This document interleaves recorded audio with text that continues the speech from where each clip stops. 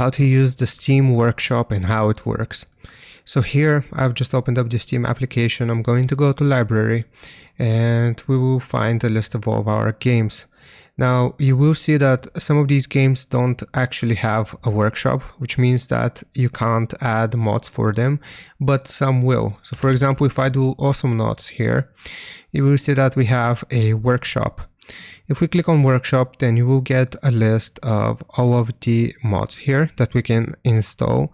And basically I'll just use this one as an example here, Beach Party. So click on it and it will give us some more information about this mod. If we want to install this, we'll simply have to subscribe to it.